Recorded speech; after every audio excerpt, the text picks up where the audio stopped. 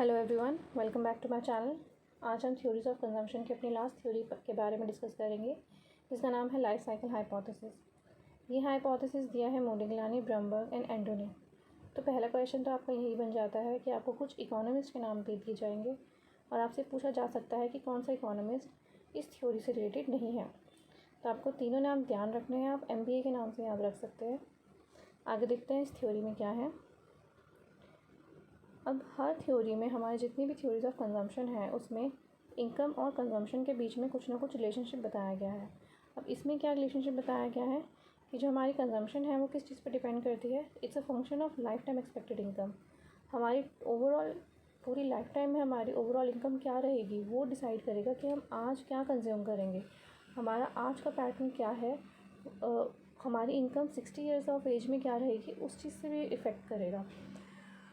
For example कि हमने decide कर लिया कि हमारी जो कंजम्पशन है वो हो जाएगी 40 की, जो हमारी करंट कंजम्पशन है, चाहे आज हमारी इनकम 35 ही क्यों ना हो, 35K ही क्यों ना हो, तो हमने डिसाइड कर लिया कि हमारी 40K हम कंज्यूम करेंगे। अब वो जो हमारा जो इनका गैप है 5K का, वो कहाँ से आएगा, वो हम बोरो करेंगे।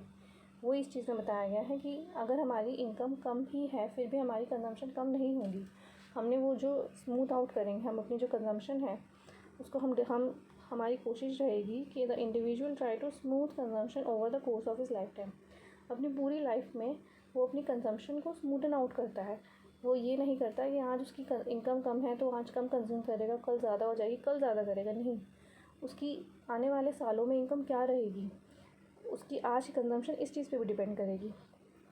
वो ऐसा कैसे करेगा, जब उसकी इनकम कम होगी उस टाइम पे वो बोरो करेगा, that is borrowing in times of low income. और वो सेव करेगा जब उसकी इनकम हाई हो जाएगी, क्योंकि उसने अपना कंजम्पशन तो डिसाइड कर लिया है, जितना भी 40, 50, जितना भी 1000 उसने डिसाइड किया है।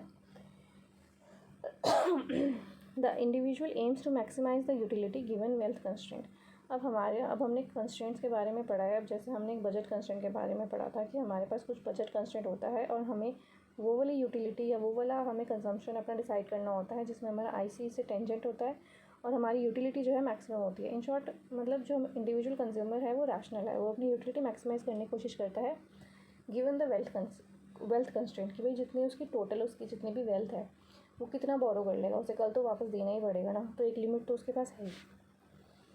आगे देखते हैं, जो the consumption of the individual consumer depends on four things. इन 4 चीज़ों पे उसका जो इंडिविजुअल कंज्यूमर है उसकी कंजम्पशन डिपेंड करती है। वो क्या क्या है, क्या क्या उसके पास रिसोर्सेज है, मतलब वही क्या क्या उसके पास वेल्थ है, rate of return on capital क्या है, जब वो कल को सेव करेगा तो उसको क्या रेट ऑफ रिटर्न मिलेगा वो चीज़ भी वो कैलकुलेट करेगा। भाई ऑब्वियस ही बात है, उसको 5% मिलेगा तो उस पर वो कम अपनी कंजम्पशन डिसाइड करेगा। उसको वही अगर 15% मिलेगा तो उसको ज़्यादा रेट ऑफ रिटर्न मिलेगा, तो अपनी वो कंजम्पशन भी उसके अकॉर्डिंग ज़्यादा रखेगा।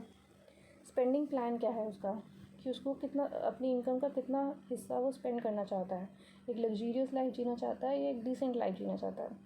And what age the plan has made, उसने कौन सी एज में अपना प्लान बनाया है। तो ये चारों चीज़ें डिसाइड करेंगी कि उसका कंजम्पशन पैटर्न क्या रहेगा। और इस थ्योरी की ख़ास बात क्या है कि इंडिविजुअल को पता है उसकी डेथ कब होने वाली है, तभी तो वो सारा अपनी इनकम कैलकुलेट करेगा कि इस एज में वो रिटायर होगा, इस एज में उसकी डेथ हो जाएगी, तो इतनी ओवरऑल उसको कंजम्पशन के इतने ईयर्स होंगे और उसके हिसाब से वो अपनी कंजम्पशन का एवरेज निकालेगा कि मुझे आज कितने कितने अपनी इनकम स्पेंड करनी है या कितनी अपनी वेल्थ स्पेंड करनी है।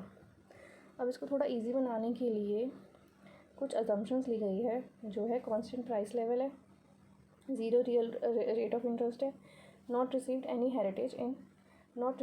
Assets in heritage. उसको हेरिटेज में कोई मतलब उसको जायदाद नहीं मिली है, उसने सब कुछ खुद कमाया है, खुद कमा रहा है। आगे इसकी एक्सप्लेनेशन देखते हैं। जो the life cycle hypothesis assumes that an individual earns relatively low income in the starting years में वो लो इनकम कमाएगा, मिडल में वो हाई इनकम कमाएगा और रिटायरमेंट में उसकी इनकम फिर से लो हो जाएगी।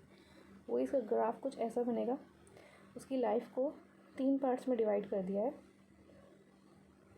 एक सेकंड, हाँ जी, उसकी लाइफ को 3 पार्ट्स में डिवाइड कर दिया गया है, स्टार्टिंग, मिडल और एंड। स्टार्टिंग में उसकी इनकम कम होगी, इस टाइम पे उसकी इनकम कम होगी, इस टाइम पे उसकी इनकम मैक्सिमम होगी यहाँ पे, और फिर जब रिटायरमेंट की एज नज़दीक आती जाएगी उसकी इनकम फिर से कम हो जाएगी। तो इसके 3 उसके लाइफ के स्टेजेस हैं। अब जब इससे हम क्या इम्प्लाई कर सकते हैं कि स्टार्टिंग में जब हमारी इनकम कम है, और जब स्टार्टिंग में हमारी इनकम कम है और जब हमारी towards the end of his life जब उस टाइम में जो इनकम कम है, तब तो APC ग्रेटर देन 1 रहेगा। और जो मिडिल ईयर्स है जब उसकी इनकम मैक्सिमम रहेगी तब APC लेस देन 1 रहेगा। आइए देखते हैं कैसे। आपने ये तो APC के बारे में तो सब में पढ़ा ही है, सब थ्योरी में, C/Y। अब C उसने कांस्टेंट डिसाइड कर लिया है कि उसकी कंजम्पशन पूरे उसकी लाइफ में सेम रहेगी। अब जब स्टार्टिंग के ईयर्स में उसकी इनकम कम है तो उसके डिनोमिनेटर कम होने की वजह से APC की वैल्यू ज़्यादा हो जाएगी।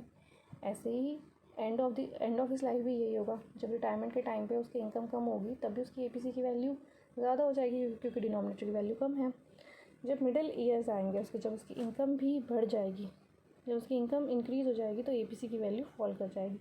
यही चीज़ इसमें याद रखनी है। अगर आपने बाकी थ्योरीज़ पढ़ी है तो आपके लिए ये थ्योरी ज़्यादा समझनी मुश्किल नहीं होगी। अब इसको आगे समझाने के लिए ये कुछ एक इक्वेशन दी गई है, ये देखते हैं। ये हमारी कंजम्पशन जो कांस्टेंट डिसाइड करी गई है, कांस्टेंट वो डिपेंड करती है हमारे कुछ वेल्थ और लेबर इनकम से। हम अपनी वेल्थ का कुछ हिस्सा यूज़ करेंगे और लेबर इनकम का कुछ हिस्सा यूज़ करेंगे, जिसको A और C के सिंबल से डिनोट किया गया है। WR हमारे पास रियल वेल्थ है, लेबर हमारे पास लेबर इनकम क्या होगी, जो हम सैलरी जो अपनी डेली बेसिस पे या मंथली बेसिस पे जो हमें सैलरी मिल रही है वो क्या है हमारी लेबर इनकम। तो उसी के अकॉर्डिंग A और C MPC of wealth income and MPC of labour income हमने डिसाइड कर लिया है अपना कि क्या हमारा रहेगा। अब इसमें एक चीज़ जो समझने वाली है कि उसका जो लाइफ टाइम कंजम्पशन पैटर्न है वो तो स्टेबल रहेगा, और कोई भी रिलेशनशिप नहीं है करंट इनकम और करंट कंजम्पशन में। मतलब ये जो बात हो रही है W और YL की, ये ओवरऑल लाइफ की हो रही है, ना कि करंट इनकम की। आगे देखते हैं।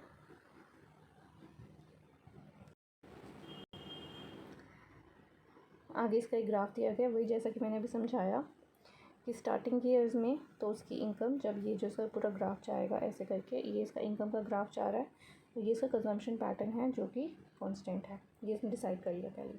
इसका कंजम्पशन है यहाँ पे और इसकी इनकम है इतनी, तो ये जो पार्ट हो गया ये हो गया इसका पूरा बोरोइंग, क्योंकि इस टाइम पे उसके पास कुछ सेविंग भी नहीं है। फिर आगे जैसे जैसे इसकी इनकम इंक्रीज़ होगी और इसकी कंजम्पशन तो यहीं पर है, तो ये सारा इसका पार्ट जो बच जाएगा वो सेव कर लेगा। फिर आगे रिटायरमेंट की एज में तो उसके पास सेविंग भी है, उस टाइम पे उसकी इनकम फिर से कम हो जाएगी, तब वो डिसेव कर लेगा। तो ये है उसका पूरा लाइफ का पैटर्न, और इसके आगे तो उसकी डेथ हो जाएगी, उसे पता ही है।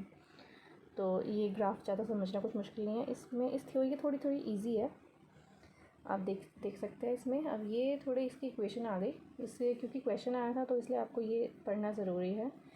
एक्सपेक्टेड लाइफ उसकी क्या है, n नंबर ऑफ़ ईयर्स, कुछ n नंबर ऑफ़ ईयर्स है, ये उसकी होगी expected life. 80 years, 90 years, 100 years, जितना भी उसने एक्सपेक्ट कर रखा है, जितना उसको पता है कि उसकी एज कहाँ जब उसकी डेथ हो जाएगी, ये उसकी एक्सपेक्टेड लाइफ मतलब नंबर ऑफ़ ईयर्स क्या है उसकी लाइफ के।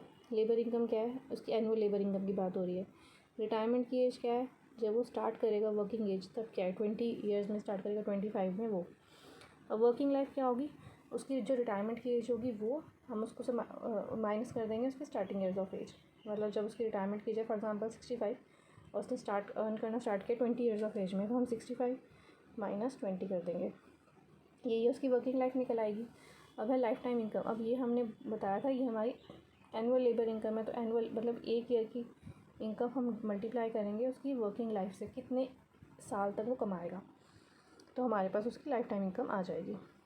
ठीक है। अब इस हाइपोथेसिस के अकॉर्डिंग हम क्या क्या कहेंगे कि हमारी जो लाइफ टाइम कंजम्पशन है, लाइफ टाइम कंजम्पशन किसके बराबर है, लाइफ टाइम इनकम के। अब लाइफ टाइम कंजम्पशन हमारी कैसे निकलेगी, consumption of 1 year multiply bye n number of years, जितने साल वो जिएगा। और कितने साल जिएगा कैसे निकालेंगे, death D minus S, D मतलब death minus S starting of working as.